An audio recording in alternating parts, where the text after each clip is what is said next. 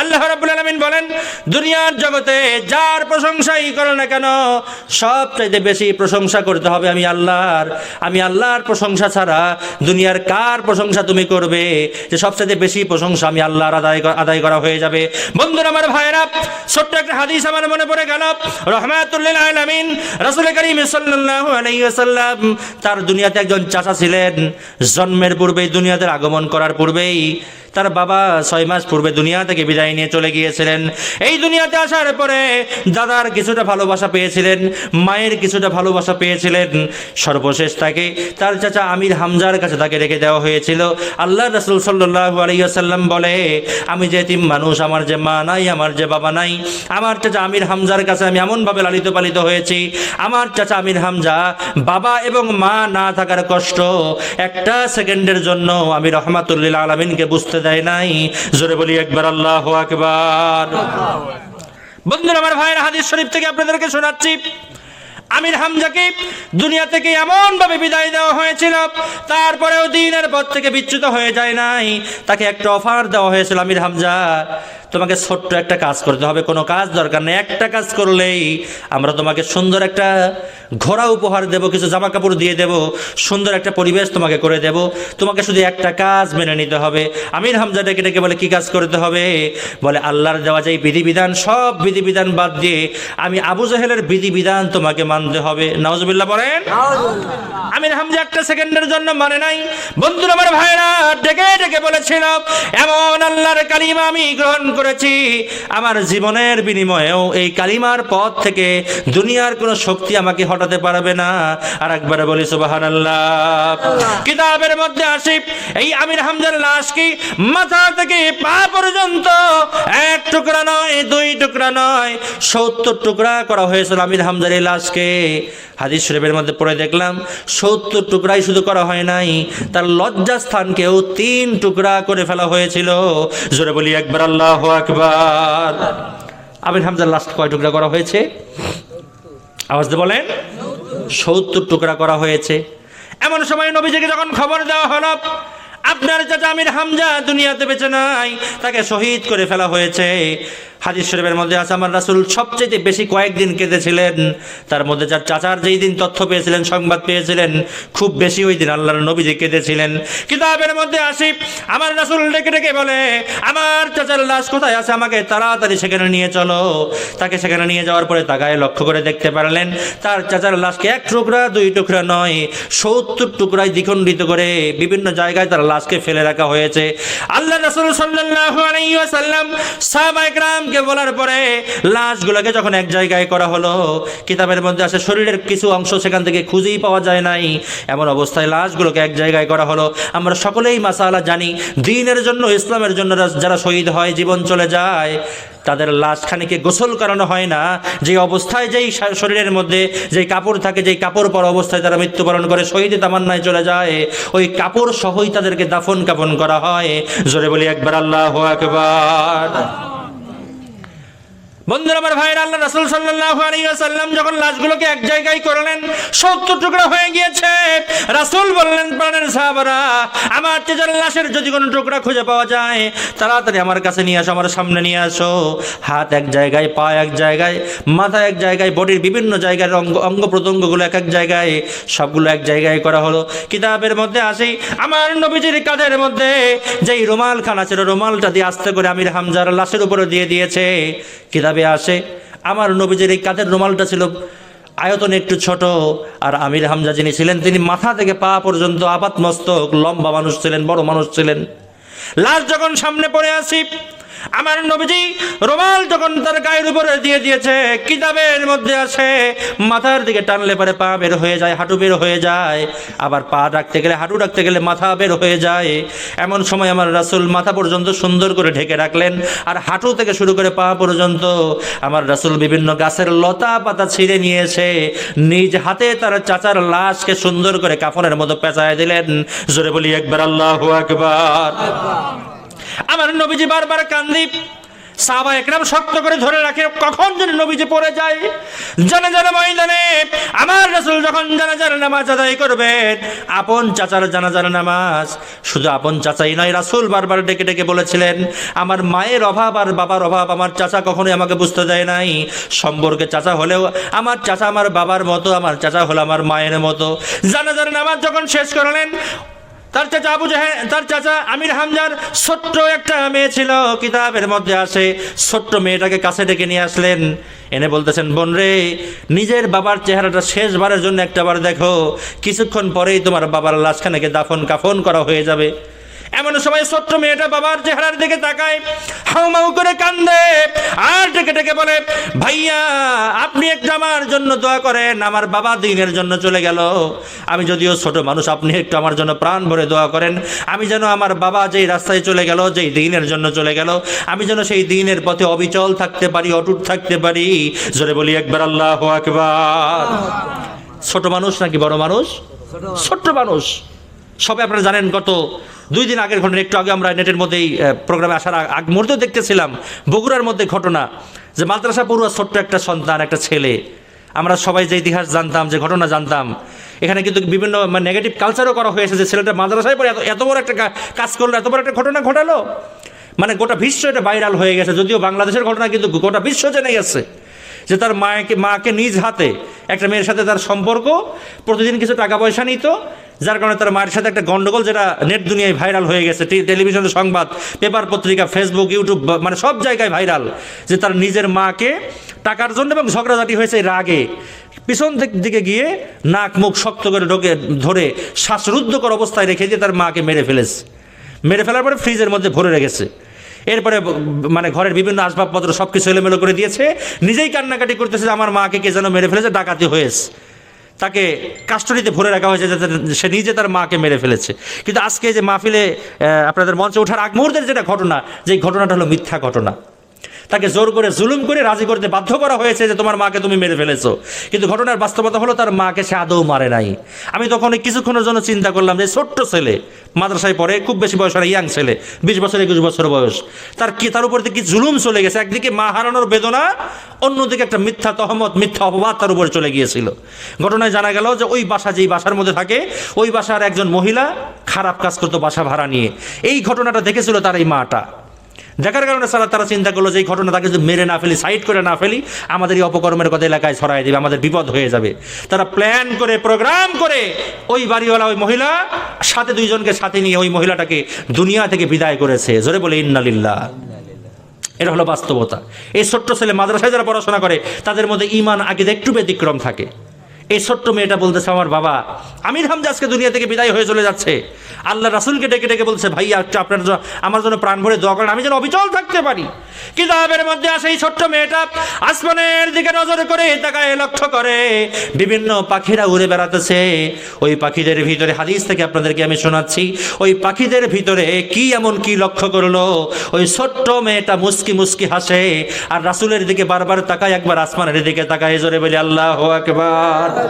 আমার রাসূল মনে মনে চিন্তা করলেন, আরে ছোট্ট মানুষ, বাবা হারানোর বেদনা মনে হয় সহ্য করতে পারছে না, একবার কান্নাকাটি করতেছে আর একবার হাসতেছে, মনে হয় কষ্ট হচ্ছে, সহ্য করতে পারতেছে না। কিতাবের মধ্যে বর্ণনা করা হয়, আমার রাসূল ডেকে ডেকে বললেন, ছোট্ট বোন রে, তুমি কি সুস্থ আছো নাকি, কেন তুমি হাসো? এমন সময় আমির হামজার এই ছোট্ট মেয়েটা ডেকে ডেকে বলে, আমি আকাশের দিকে নজর করে দেখলাম কিছু পাখি উড়ে বেড়াতেছে, আর ওই পাখিদের ভিতরে আমার বাবা আমির হামজাও 2টা ডানা মেলে উড়তেছে। জোরে বলি একবার আল্লাহু আকবার। নারায়ে তাকবীর। সাইদ ভাইয়ের মা, ও মুগ্ধ ভাইয়ের মা, ইয়াসির ভাইয়ের মা, সোহেল ভাইয়ের মা, তোমরা বড়ই ভাগ্যবতী, আনলে ধরাই দিনের জ্যোতি। তোমরা বড়ই ভাগ্যবতী, আনলে ধরাই দিনের জ্যোতি। সালাম জানাই তোমায় ফেরেশতা মা, সালাম জানাই তোমায় ফেরেশতা। মারহাবা বলেন। দ্বীনের জন্য যারা জীবন দেয়, তাদের মাদেরকে সালাম দিয়েছে স্বয়ং ফেরেশতা। জোরে বলে আল্লাহু আকবার। আজকে আবু সাঈদ দুনিয়া থেকে বিদায় হয়ে গিয়েছে। এই আবু সাঈদকে কেউ চিনত না, কিন্তু এই ইসলামের জন্য, দ্বীনের জন্য, দেশের স্বাধীনতার জন্য জীবন দেওয়ার পর আজকে শুধু বাংলাদেশ নয়, গোটা বাংলাদেশ নয়, গোটা পৃথিবী আজকে এই আবু সাঈদকে চেনে। একবার মারহাবা বলেন না। তার নামের আগে ছোট্ট একটা শব্দ ব্যবহার করা হয়েছে, শহীদ আবু সাঈদ। ঠিক কিনা বলেন? নরমালি মৃত্যু হলে তার নামে কি শহীদি শব্দটা আসতো? আপনারা জানেন ইতিহাস। নিজামী সাহেবের কথা বলেন আর সাইদি সাহেবের কথা বলেন, আর যাদেরকে শহীদ করা হয়েছে, যার নামটাই নেন না কেন, তাদের সারা জীবনের তামান্না ছিল, আল্লাহ কতদিন দুনিয়াতে বাঁচবো জানি না, কিন্তু মৃত্যুটা যেন আমাদের শহীদ মৃত্যু হয়। জোরে বলি একবার আল্লাহু আকবার। সঙ্গে সঙ্গে ঘটনার মধ্যে আবার চলে যাই। আমার রাসূল ডেকে ডেকে বলে, আমির হামজার ছোট্ট মেয়েটাকে ডেকে ডেকে বলে, ওই যে তুমি লক্ষ্য করে দেখতে পাচ্ছ আসমানের মধ্যে তোমার বাবা উড়ে বেড়াতেছে, আসলে তোমার বাবা উড়ে বেড়াচ্ছে না, ওইগুলো হলো রহমতের ফেরেশতারা। রহমতের ফেরেশতাদের সাথে তোমার বাবার জান্নাতি হিসেবে সার্টিফিকেট দিয়ে দেওয়া হয়েছে। তোমার বাবাকে সাথে নিয়ে রহমতের ফেরেশতাগুলো আসমানের মধ্যে আনন্দ উল্লাস করে করে ঘুরে বেড়াতেছে। জোরে বলি একবারে সুবহানাল্লাহ।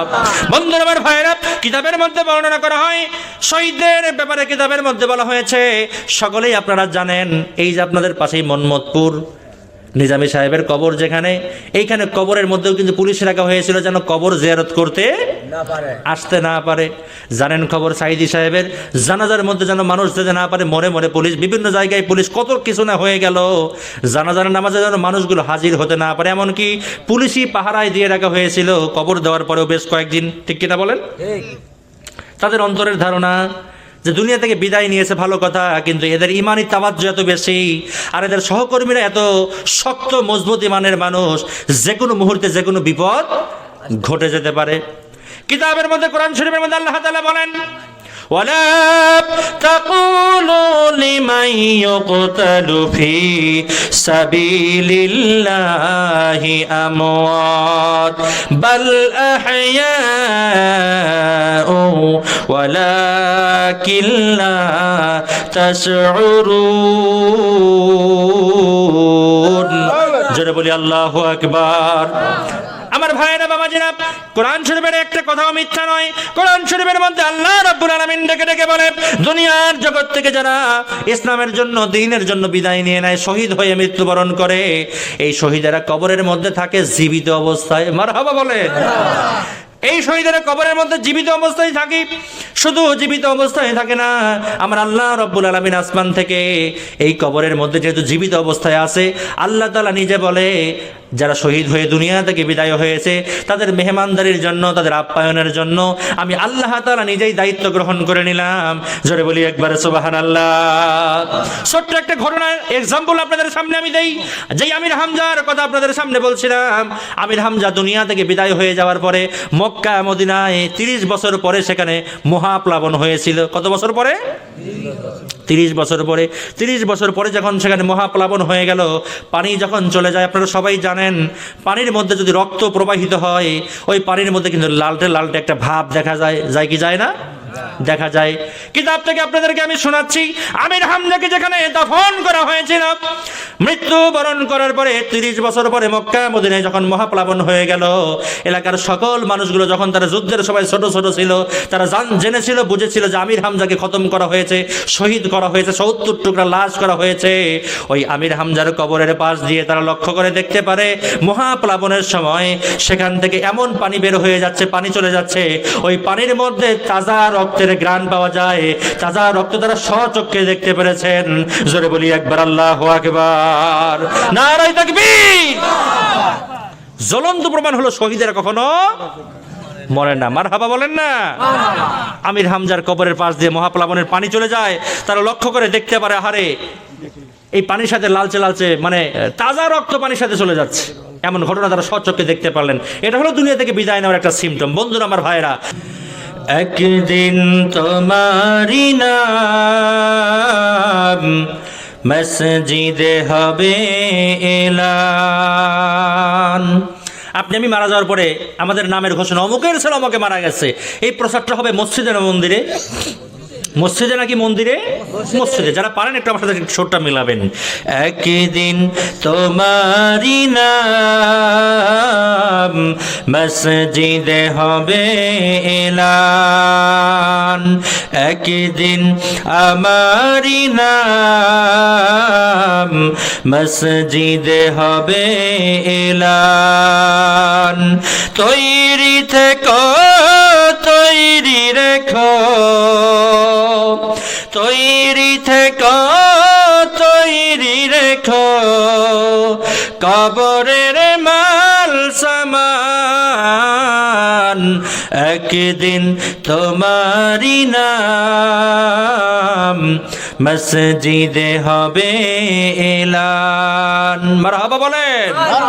আমাদের প্রত্যেকের নাম মসজিদে এলান হবে কি হবে না? আমরা কে জীবনে কোনোদিন মরবো না? সবাই মরে যাব। ইতিহাস প্রমাণ করে আজও পর্যন্ত যারা দুনিয়াতে জীবন নিয়ে এসেছেন এমন কোনো মানুষ নাই তারা টাকা দিয়ে পয়সা দিয়ে যে কোনোভাবে দুনিয়ায় সারা জীবন থাকতে পেরেছেন, এমন কি আছে নাকি? ইয়াং জেনারেশন অনেকে আসো দেখতে পাচ্ছি, তোমরা অনেকেই মাইকেল জ্যাকসনের নাম শুনেছো। গুগলে সার্চ দিয়ে দেখবা যে মাইকেল জ্যাকসন অনেক দিন দুনিয়াতে বাঁচার জন্য প্ল্যান করেছিল যে এই দুনিয়াতে আমি অনেক দিন বাঁচবো, lakh lakh crore crore million billion trillion তার টাকা চিন্তা করতো যে আমার সাথে সবসময় লোক রাখবো, আমার যেন মৃত্যু না হয়। তিনি চিন্তা করেছিল আমার যদি কিডনি কখনো নষ্ট হয় কমপক্ষে 10-20 জন লোক থাকবে, তাদের টাকা দিয়ে কাছে রাখতো যে কিডনি নষ্ট হলে তারা কিডনি দিবে। এরপরে তিনি চিন্তা করতো আমার হার্ট যদি কখনো নষ্ট হয় তার সাথে টাকা দিয়ে বেতন দিয়ে লোক রাখতো যে হার্টের কখনো কোনো বিপদ দেখা দিলে তারা হার্ট দিয়ে আমাকে বাঁচাবে। এরকম লক্ষ লক্ষ টাকাটা কোটি কোটি টাকা দিয়ে মানুষকে ভাড়া করে রাখতো যে যখন যে কোনো বিপদ চলে আসে তারা যেন আমাকে রক্ষা করে বাঁচাতে পারে।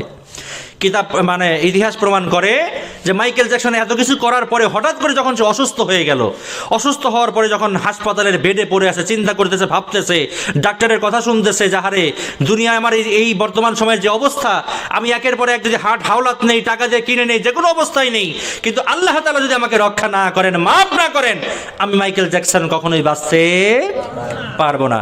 তার একটা জুতার দাম ছিল লক্ষ লক্ষ কোটি কোটি টাকা, শত শত জুতা ব্যবহার করতো, ব্র্যান্ডের ঘড়ি ব্যবহার করতো, এক একটা ঘড়ির দাম ছিল লক্ষ লক্ষ টাকা, বিলাসবহুল জীবনযাপন। কিন্তু হাসপাতালের বেডে চিন্তা করলো, আরে আমার এই জীবন যখন ঘন্টা বেজে যাবে, আমার জন্য যখন মসজিদের মাইকে এলান হয়ে যাবে, আমি তো নাথিং হয়ে যাব। চিন্তা করলো না, এইভাবে আর জীবনযাপন করার কোনো সুযোগ নাই, আমাকে কলেমা পড়ে মুসলমান হয়ে যেতে হবে।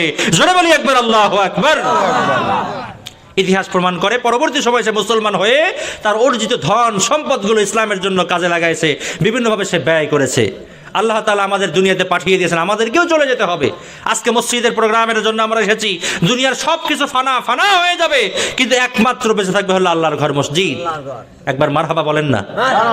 এই দুনিয়ার জগতে মসজিদে যারা আবাদ করে, মসজিদের মানে সুন্দর করার জন্য, যারা পরিচালনা করার জন্য পরামর্শ দিয়ে, বুদ্ধি দিয়ে, টাকা পয়সা দিয়ে, বিভিন্নভাবে মসজিদের উন্নয়নের জন্য যারা কাজ করে, তারা কি খারাপ কাজ করে না ভালো কাজ করে? ভালো কাজ করে। যারা মসজিদের জন্য কাজ করে যায়, আল্লাহ তাআলা বলেন যে তাদের জন্য জান্নাতের মধ্যে আমি আল্লাহ তাআলা সুন্দর একটা বালাখানার ব্যবস্থা করে রেখেছি, ঘরের মধ্যে তারা থাকতে পারবে। মসজিদ যারা আবাদ করে, সুন্দরভাবে পরিচালনা করে, অনেক এলাকার মধ্যে আমি নিজে স্বচক্ষে দেখেছি। বিশেষ করে আপনারা যে এই অঞ্চলে যাবেন, আমি বিগত কয়েক সপ্তাহে বেশ কয়েকটা প্রোগ্রাম হয়েছে এই এলাকাদের মধ্যে, এই এনায়েতপুর, বেলকুচি, এই এলাকার মধ্যে দেখবেন যে খুব সুন্দর সুন্দর মসজিদ আছে, কিন্তু অনেকগুলা। তাদের বাড়িঘর যেমন হোক না হোক, মসজিদগুলো কিন্তু চমৎকার, মাশাআল্লাহ। কিন্তু সাথিয়া উপজেলা সম্পর্কে আমার যতটুকু ধারণা আছে যে এই উপজেলার মানুষ একেবারে অর্থনৈতিকভাবে খুব যে অসচ্ছল তাও না। একটু যদি চিন্তা ভাবনা করে, আল্লাহর ভয় অন্তরে রাখে, আল্লাহর প্রতি যদি ভালোবাসা রাখে, তাহলে আল্লাহর ঘর এই অবস্থায় থাকার কথা না, খুব দ্রুত তৈরি হয়ে যাবে যদি আন্তরিকতা রাখা যায়, আল্লাহর উপর ভরসা রাখা যায়, নিয়ত করা যায়।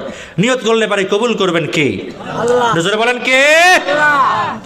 আল্লাহ রাব্বুল আলামিন কোরআন শরীফের মধ্যে বলেন, ওয়াল আসরি ইন্নাল ইনসানা লাফি খুসর ইল্লাল্লাযীনা আমানু ওয়া আমিলুস সালিহাতি ওয়া তাওয়াসাউ বিল হাক্কি ওয়া তাওয়াসাউ বিস সাবর।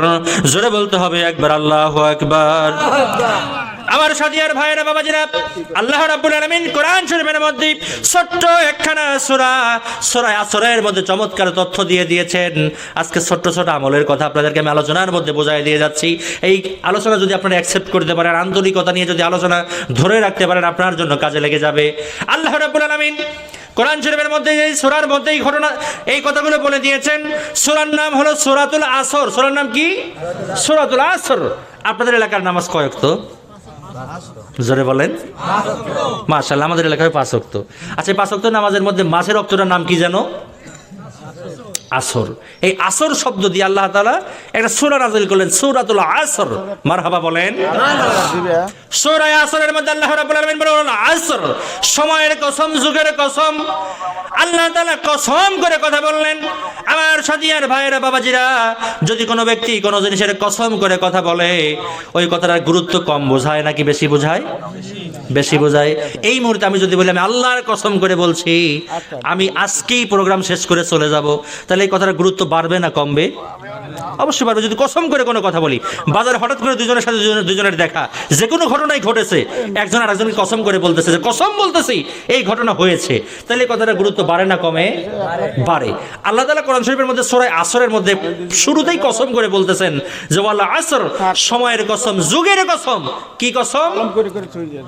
ইন্নাল ইনসানা লাফি খুসর, সবগুলো মানুষ ক্ষতির মধ্যে আছে। কথা কার? আওয়াজ দেন একটু, কার? আমার কথা কি সবাই বুঝতে পারছেন?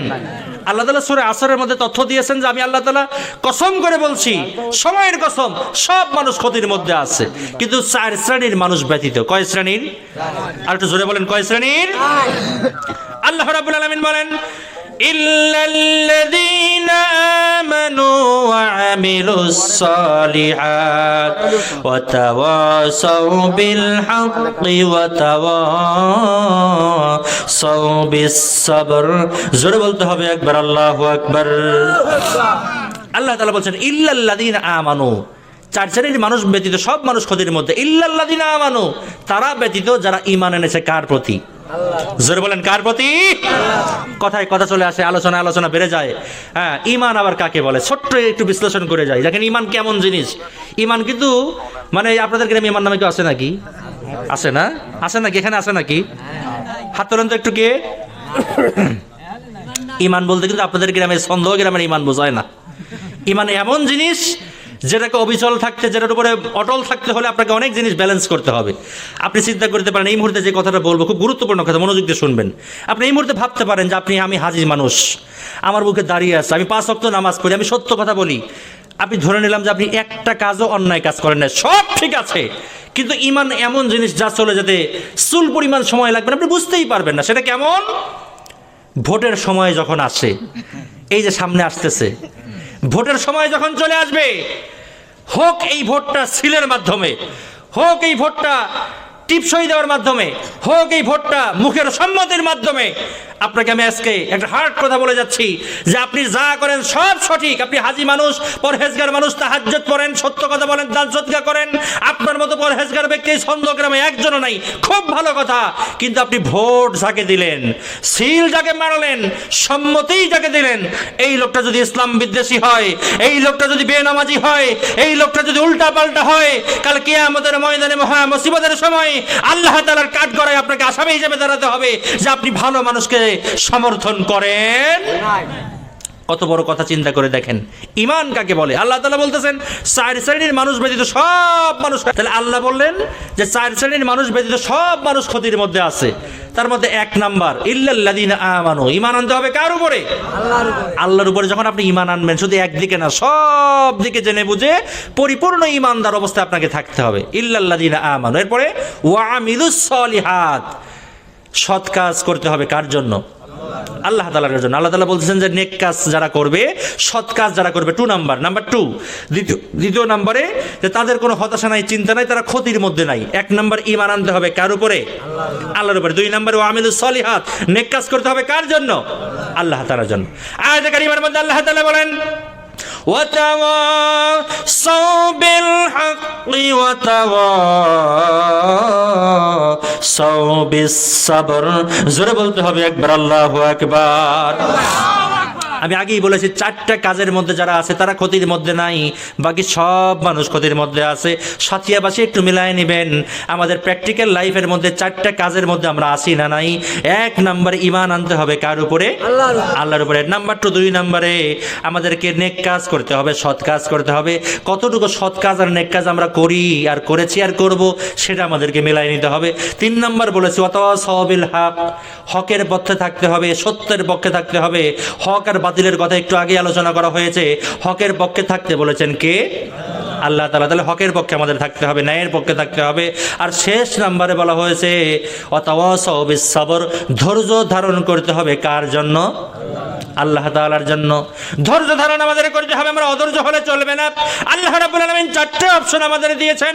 ছোট্ট সূরা দিয়ে আপনাদের সামনে আমি আলোচনা ফুটিয়ে তোলার চেষ্টা করেছি।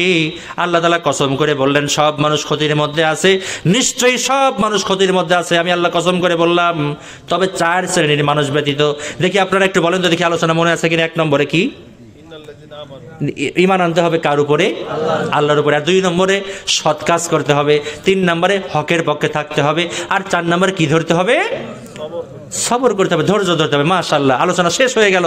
আপনারা বুঝে ফেললেন যে 4টে কাজ করবে যারা, হক মধ্যে থাকবে তারা জান্নাতি হবে, তারা আল্লাহ পক্ষে থাকবে তাদের এই 4টে কাজ যারা করবে। আর এই 4টে কাজ করবে না যারা, ক্ষতির মধ্যে পতিত হবে তারা, ক্ষতির মধ্যে আছে তারা। ঘোষণা কার? আওয়াজ দিয়ে বলেন কার? আল্লাহ তাআলার। বন্ধুরা আমার হয় না, একটু একটু করে আপনাদের সামনে আমি আলোচনা শুনিয়েছি। আল্লাহ রাব্বুল আলামিন যত জায়গায় আমাদের সম্পর্কে বিভিন্ন তথ্য দিয়েছেন, বিভিন্ন কথা বলেছেন, তত জায়গায় আল্লাহ রাব্বুল আলামিন বিভিন্ন এক্সাম্পল দিয়েছেন। অন্য একটা আয়াতে কারিমা সূরা তাওবার মধ্যে আল্লাহ রাব্বুল আলামিন 112 নম্বর আয়াত, এই আয়াতটা বলে আমার আলোচনা আমি শেষ করে ফেলবো, ইতি টেনে দেব। আল্লাহ রাব্বুল আলামিন সূরা তাওবার 112 নম্বর আয়াতে কারিমার মধ্যে বলেন, আত-তাইবুনাল আবিদুনাল হামিদুন السائحون الراكعون الساجدون الآمرون بالمعروف والناهون عن المنكر والحافظون لحدود الله وبشر المؤمنين জোরে বলি আল্লাহু আকবার। কয়েকটা তথ্য এবার আপনাদের সামনে দিয়ে আমি আলোচনা শেষ করবো ইনশাআল্লাহ। আলোচনা একেবারে শেষ পর্যায়ে। আজকের আলোচনা যদি অল্প সময়ের কথা, তবে গুরুত্বপূর্ণ কিছু কথা আজকের আলোচনার মধ্যে চলে আসছে। এই মুহূর্তে যে আয়াতে কারিমা পড়লাম, একটু আগে কিন্তু ছোট্ট সূরা আসর যে আপনাদেরকে বুঝিয়েছি। এই 4 শ্রেণীর মানুষের মধ্যে আমরা থাকতে পারলে আমরা মানে ক্ষতির মধ্যে থাকতে পারবো না। আমরা আছি কিনা মিলাই নিয়েছি। এবার আপনাদের সামনে সূরা তাওবার 112 নম্বর আয়াতে কারিমা থেকে কয়েকটা অপশন বলবো, একটু মিলাই দিবেন যে আমরা এর মধ্যে আছি নাকি নাই। আল্লাহ তাআলা কিছু তথ্য আমাদের মধ্যে আয়াতে কারিমার মধ্যে দিয়ে দিয়েছেন। দেখেন আল্লাহ তাআলা বলতেছেন আত-তাইবুন, তওবা করতে হবে কার কাছে? আল্লাহর কাছে। আচ্ছা ধরেন আজকে আমি একটা অন্যায় করছি, যে কোনো অন্যায় করছি, ভালো কথা। অন্যায় করার পরে আমি 2 হাত তুলে চোখের পানি ছেড়ে দিয়ে মন ভরে কেঁদে কেঁদে আল্লাহ তাআলার কাছে তওবা করলাম, মাপ নিলাম, ভালো কথা। রাত পোহাইছে, সকালবেলায় আবার ওই কাজটা আমি করলাম। এই তওবার কি কোনো ব্যালেন্স থাকলো? এই তওবার কি কবুল হওয়ার কোনো সম্ভাবনা থাকলো? থাকলো। আল্লাহ বললেন তওবা বলতে ওই জিনিসকে বোঝায়। তওবার সরল অনুবাদ হচ্ছে যে একজন মানুষ ভুল করলে পারে একেবারে কামব্যাক করবে, চিরতরে ফিরে আসবে, আর সে ওই ভুলের মধ্যে যাবে না। এটা হলো আল্লাহ তাআলার কাছে খালেস তওবা। আপনি সকালে তাসবিহ হাতে নেবেন, রাত্রে তাহাজ্জুদের নামাজ পড়বেন, এই কথার বুলি ফুটাবেন, মাথায় বড় একটা ঘোমটা দিবেন, আর বলবেন আমরা তাহাজ্জুদ পড়ি, আমরা ভালো কাজ করি। এটার নাম কিন্তু তওবা নয়। তওবা বলতে আল্লাহ তাআলা বোঝাচ্ছেন যে একেবারে চিরতরে আমার দিকে পরিপূর্ণভাবে ফিরে আসতে হবে। এটার নাম হলো তওবা। ঠিক কিনা বলেন? আমরা সবাই জানি যে বাংলাদেশের মধ্যে এমনও কিছু মানুষ ছিল অতীত সময়ে, তারা কথা বলার সময় ব্যালেন্স করতে পারতো না। কিছু কথা আমরা ইতিপূর্বে শুনেছি, তারা বলতো যে আগামীকালকে ঈদুল আজহার জানাজা নামাজ অনুষ্ঠিত হইবে। শোনেন নাই আপনারা? এমন কথা যারা বলতো, তারা কোরআনের কথা হাদিসে, হাদিসের কথা কোরআনে। আবার কিছু কিছু সময় বক্তা বসে আছে মঞ্চের মধ্যে, মাইকটা কেড়ে নিয়ে এমন লম্বা ভাষণ দিত এবং বারবার বোঝাইতো যে আমরা কি হুজুরদের সাথে কম বুঝি? দেখেন নাই আপনারা? এমন পরিবেশ থেকে আল্লাহ তাআলা আমাদেরকে রক্ষা করেছেন। আমরা তওবা করব, আমরা নিজেরা সংশোধন হব, এমন পরিবেশ যেন আর বাংলার জমিনে ফিরে আসতে না পারে। আল্লাহ বলছেন আত-তাইবুন, তওবাকারী। ভালো করে বুঝবেন আর এভাবে গুনবেন বারবার যে কয়টা বলি। 1 নম্বরে আত-তাইবুন, তওবাকারী। নাম্বার 2, 2 নম্বরে আল-আবিদুন, ইবাদত করতে হবে কার? আল্লাহ। একটু জোরে বলেন কার? আল্লাহ তাআলার। তাহলে 1 নম্বরে তওবাকারী, 2 নম্বরে ইবাদতকারী, 3 নম্বরে আল হামিদুন, প্রশংসা করতে হবে কার? দেখেন আলোচনার মধ্যে সব আলোচনা হয়ে গেছে। আমরা একটু আগেই বলেছি আমরা সবচাইতে বেশি প্রশংসা আদায় করব কার? প্রশংসা সবই কেবল তোমারই রব্বুল আলামিন। দয়ালু মেহেরবান করুণায় ফুরান, দয়ালু মেহেরবান করুণায় ফুরান, আর কেউ নয় তুমি মালিক শেষ বিচারের দিন, শেষ বিচারের দিন। কেবল তোমারি করি ইবাদত, কেবল তোমারি গাই নিয়ামত। দাও দিশা দাও সরল পথের, দাও দিশা দাও সঠিক পথের। সিরাত মুস্তাকিম, সিরাত মুস্তাকিম। প্রশংসা সবই কেবল তোমারি, বলেন প্রশংসা সবই কেবল তোমারি। রব্বুল আলামিন দয়ালু মেহেরবান করুণায় ফুরান, আর কেউ নয় তুমি মালিক। শেষ বিচারের দিন, শেষ বিচারের দিন। মারহাবা বলেন। তাহলে সবচেয়ে বেশি প্রশংসা কার? আওয়াজ কমে গেল, বলেন না কার? আল্লাহ। তাহলে আমরা 1 নম্বরে বলেছি তাইবুন তওবাকারী, 2 নম্বরে বলেছি আল আবিদুন ইবাদতকারী, 3 নম্বরে বলেছি আল হামিদুন প্রশংসাকারী। কয়টা হলো? 3টা। খেয়াল রাখবেন। 4 নম্বরে আস-সাইহুন। এইখানে তাফসীরের কিতাবে 2টা বর্ণনা আসছে। একটা বর্ণনা হচ্ছে আল্লাহর পথে জিহাদ করা, আল্লাহর পথে কোন একদিন এদেশের আকাশে কালিমার পতাকা দুলবে, সেদিন সবাই খোদাই বিধান পেয়ে দুঃখ বেদনা ভুলবে। কোন একদিন, মারহাবা বলেন, সেদিন আর রবে না হাহাকার, অন্যায় জুলুম অবিচার, থাকবে না পাপাচার দুর্নীতি কদাচার, থাকবে না পাপাচার দুর্নীতি কদাচার, সকলেই শান্তিতে থাকবে। সেদিন সবাই খোদাই বিধান পেয়ে দুঃখ বেদনা বলবে।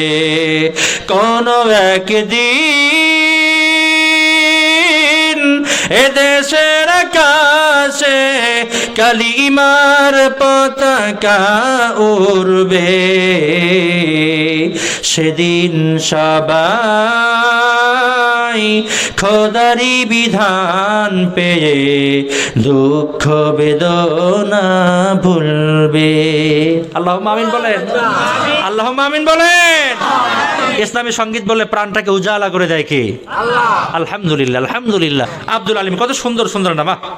দেখেন, মোস্তফা সরোয়ার ফারুকী, কি সুন্দর নাম না? উপদেষ্টা হচ্ছে নতুন উপদেষ্টা, নামের মধ্যে কোনো ভেজাল নাই। দেখেন, প্রত্যেকটা নাম হচ্ছে ইসলামী নাম। মোস্তফা সরোয়ার ফারুকী। মোস্তফা কার নাম? রহমাতুল্লিল আলামিন নাম। এরপরে সরোয়ার, তারপরে সেটাও হলো রহমাতুল্লিল আলামিন। এরপরে ফারুকী, ওমরে ফারুক রাদিয়াল্লাহু তাআলা, তার উপাধি ছিল ফারুকী। কত সুন্দর নাম। কিন্তু এই ব্যক্তির অতীত ইতিহাস খুঁজলে পরে পাওয়া যায় তার জীবদ্দশায় যতগুলো সে কর্মকাণ্ড করেছে, প্রত্যেকটা কর্মকাণ্ড ইসলাম বিদ্বেষী কর্মকাণ্ড। ঠিক কিনা বলেন? আমরা ধিক্কার জানাই যে এই উপদেশ, হ্যাঁ মাশাআল্লাহ, অনেক আলহামদুলিল্লাহ এসেছে। আমরা ধিক্কার জানাই যে নতুন উপদেষ্টা হিসেবে যাদেরকে নেওয়া হবে, বিশেষ করে এদের ব্যাপারে, স্পেশালি মোস্তফা সরোয়ার ফারুকীর ব্যাপারে প্রত্যেকটা আলেম ওলামার একটা অবজেকশন আছে যে না, এই ব্যক্তিটা প্রমোট করেছে খারাপ জিনিসগুলোকে, জেন্ডারকে সে প্রমোট করেছে এবং আতাত করেছে বাতিলের সাথে প্রকাশ্যে। আমরা ঘৃণা জানাই যে সলিড মানুষ যারা, ভালো মানুষ যারা, 1 নম্বর মানুষ যারা, তাদেরকে ভালো কাতারে নিয়ে আসা হোক। উল্টাপাল্টা মানুষকে নিয়ে এসে বাংলাদেশকে বর্তমানে নতুন করে আবার বিভ্রান্তির মধ্যে ফেলে দেওয়া যাবে না। এখন পর্যন্ত কিন্তু অনেকেই বিভিন্ন জায়গায় ঘাপটি মারে ছিল বা আছে, এখনও কিন্তু পরিপূর্ণভাবে বাংলাদেশ নিট অ্যান্ড ক্লিন হয় নাই। আপনারা জানেন, বিভিন্ন জায়গায় মাহফিল হয়, মঞ্চের মধ্যে বক্তা বসে থাকে, ভালো মানের আলোচক, তাদেরকে বিভিন্নভাবে অপমান অপদস্থ করা হয়। আমরা একবার একটা বিপদ থেকে মুক্ত হয়েছি, নতুন করে আবার বিপদগ্রস্ত হতে চাই না। আমাদেরকে সতর্ক থাকতে হবে, সচেতন থাকতে হবে। আগামীর দিন আসতেছে সুদিন, আগামীর দিন আসতেছে ভালো দিন। এই ভালো দিন আনার জন্য আমাদের প্রত্যেকটা জায়গায়, পরিবার থেকে শুরু করে, সমাজ থেকে শুরু করে, গ্রাম থেকে শুরু করে প্রত্যেকটা পর্যায়ে আমাদেরকে সচেতন থাকতে হবে। আমাদেরকে ভালো কাজ যেন করতে পারি, সঠিক কাজ যেন আমরা করতে পারি, আমাদেরকে খেয়াল রাখতে হবে। ইনশাআল্লাহ পড়েন, মাশাআল্লাহ। 3 নম্বরে আল হামিদুন, প্রশংসাকারী। 4 নম্বরে আস-সাইহুন। এই সাইহুন এখানে যাওয়ার পরে আমি থেমে গেছি। এই শব্দের শাব্দিক অর্থে মুফাসসিররা বলেছেন, কিতাবে এসে 2টা বর্ণনা। একটা হচ্ছে যে দ্বীনের জন্য, ইসলামের জন্য সফর করা, আর মুফাসসিররা কেউ কেউ বলেছেন রোজা রাখা। কয়টা হলো? এই 2টা মিলে একটা সাইহুন। তাহলে প্রথম নম্বর তাইবুন, তওবাকারী। 2 নম্বর আল আবিদুন, ইবাদতকারী। 3 নম্বর আল হামিদুন, প্রশংসাকারী। 4 নম্বরে আস-সাইহুন, রোজাদার অথবা সফরকারী। কয়টা গেল? 4টা। এরপরে হলো আর রাকিউন, রুকুকারী। আচ্ছা, রুকু করে যারা, মুসলমানেরা না হিন্দুরা? বলেন তো দেখি। মুসলমানেরা রুকু করে যারা, আল্লাহর প্রিয় বান্দা হলো তারা। 5 নম্বরে হলো আর রাকিউন, রুকু করতে হবে কার জন্য? আওয়াজ দিয়ে বলেন, কার জন্য? 6 নম্বরের মধ্যে আল্লাহ রাব্বুল আলামিন বলেন, الساجدون الآمرون بالمعروف والناهون عن المنكر। জোরে বলতে হবে একবার, আল্লাহু আকবার। 5 নম্বরে বলা হয়েছে রুকুকারী। আল্লাহ রাব্বুল আলামিন 6 নম্বরের মধ্যে বলে, দুনিয়ার জগতে যারা নামাজ কালাম পড়ে, কনকনে শীতের মধ্যে কষ্ট করে ওযু করে, নাকটার কপালটা জমিনের মধ্যে লুটিয়ে দেয়, শুধুমাত্র কেবলমাত্র একমাত্র একজনকে সন্তুষ্ট করার জন্য। সন্দেহবাসী জবান খুলে বলেন তো দেখি, তিনি কে? আওয়াজ দিয়ে বলেন একবার, তিনি কে? আল্লাহ তাআলার কদমে আমরা সেজদা করি। 6 নম্বরে বলা হচ্ছে সাজিদুন, সেজদা যারা করবে, সেজদাকারীদের কথা বলা হয়েছে। 7 নম্বরে বলা হচ্ছে আল আমিরুনা বিল মা'রুফ, সৎ কাজের আদেশ যারা দিবে, সত্যের পক্ষে যারা ডাকবে, তাদের কথা বলা হয়েছে। তাহলে 7 নম্বরে হলো তা'মুরুনা বিল মা'রুফ, আল আমিরুনা বিল মা'রুফ, সৎ পথের দিকে, সলিড পথের দিকে যাদেরকে ডাকা হবে। 8 নম্বর আল্লাহ রাব্বুল আলামিন বলেন ওয়াতান্নাহুনা আনিল মুনকার, অন্যায় কাজ দেখলে, খারাপ কাজ দেখলে পারে বাধা দিতে হবে। খারাপ কাজ দেখলে পারে তাকে বাধা দিতে হবে। সেটা কয় নম্বর? ভুলে গেছেন আলোচনা। কয় নম্বর? 8 নম্বর। খারাপ কাজ দেখলে বাধা দিতে হবে। 9 নম্বরে আল্লাহ রাব্বুল আলামিন বলতেছেন ওয়ান্নাহুনা আনিল মুনকার, 8 নম্বর, অন্যায় কাজ দেখলে বাধা দিতে হবে। এরপর ওয়াল হাফিজুনা লিহুদুদিল্লাহ ওয়াবাশশিরিল মুমিনিন। জোরে বলি একবার, আল্লাহু আকবার।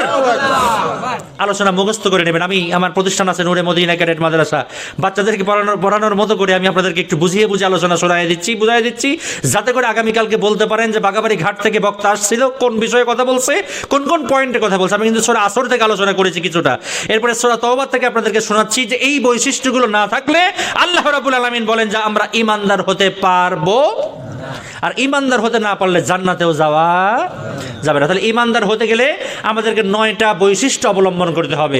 সন্দেহবাসী, বলেন তো দেখি পয়েন্ট কয়টা? 9টা। আওয়াজ দিয়ে বলেন, কয়টা? 9টা পয়েন্ট। একেবারে সুন্দর করে মনোযোগ দিয়ে শুনবেন। 1 নম্বরে হচ্ছে আত-তাইবুন, কি করতে হবে? তওবা করতে হবে। কি করতে হবে? তওবা করতে হবে। কার কাছে? আল্লাহর কাছে। 1 নম্বরে তওবা করতে হবে। 2 নম্বরে আল আবিদুন, ইবাদত করতে হবে। কার জন্য? সভাপতির বাসায় ওনার বিয়ে আসছে, আসার পরে চিন্তা করলো যে আজান হয়ে গেছে, মসজিদে যাওয়া দরকার। লোকটা মোটামুটি দাঁড়িয়ে রাখছে। এখন চিন্তা করলো যে আমি ছেলে বিয়ে করেছি এই বাড়িতে, আজান হয়ে গেছে সন্দেহ মসজিদের মধ্যে, এখন নামাজে না গেলে পরে সভাপতির বউ চিন্তা করবে, বিয়েন চিন্তা করবে মনে মনে যে খাটাস আসছে আমাদের বাড়িতে বেড়াতে, আজান হয়ে গেছে এখনো মসজিদে যায় না। বিয়েনের ভয় যদি মসজিদে আসে, আল্লাহর ভয় না হয়ে বিয়েনের ভয়ে যদি নামাজে আসে, এই নামাজ কি শুদ্ধ হবে? সঠিক হবে? ইবাদত করবো কার জন্য? আওয়াজ দিয়ে বলেন, কার জন্য? তাহলে 1 নম্বরে তওবা করবো আল্লাহর জন্য। 2 নম্বরে ইবাদত করবো হলো আমরা আল্লাহ তাআলার জন্য। 3 নম্বরে আপনাদের সামনে বলেছি আলহামদুলিল্লাহ, প্রশংসাও করবো আমরা আল্লাহর জন্য। 4 নম্বরে আস-সাইহুন, রোজা রাখবো বা দ্বীনের জন্য আমরা বিভিন্ন জায়গায় সফর করবো একমাত্র আল্লাহ তাআলার জন্য। 4 নম্বর। 5 নম্বরে আমরা রুকু করবো কার জন্য? আল্লাহর জন্য। 6 নম্বরে আমরা সেজদা করব কার জন্য? আল্লাহ তাআলার জন্য। 7 নম্বরে বলা হচ্ছে আল আমিরুনা বিল মা'রুফ, সৎ কাজের আদেশ দেব, অন্নাহুনা আনিল মুনকার, অন্যায় কাজ দেখলে এবারে বাধা দেব। এরপরে আল হাফিজুনা লি হুদুদিল্লাহ, শেষ নম্বরে বলা হচ্ছে অন্যায় কাজে বাধা দেওয়ার থেকে বিরত থাকার পাশাপাশি আল্লাহর দেওয়া যে সীমা আছে এই সীমা লঙ্ঘন করা যাবে না, এই সীমার মধ্যে আমাদেরকে থাকতে হবে। আর এই 9টা কাজ যারা করবে, এই 9টা বৈশিষ্ট্য যারা অবলম্বন করবে, বাস্তব জীবনে 9টা পয়েন্টকে মেনে নেবে, 9টা আদর্শকে মেনে নেবে, আল্লাহ রাব্বুল আলামিন বলেন তারা ঈমানদার পরিচয় দিতে পারবে। আর ঈমানদার পরিচয় দিতে পারলে আমি আল্লাহ রাব্বুল আলামিন আমার বান্দার জন্য, আমার বান্দির জন্য জান্নাতের নাজ নিয়ামত দিয়ে ভরপুর করে দেব। জোরে বলি একবার সুবহানাল্লাহ।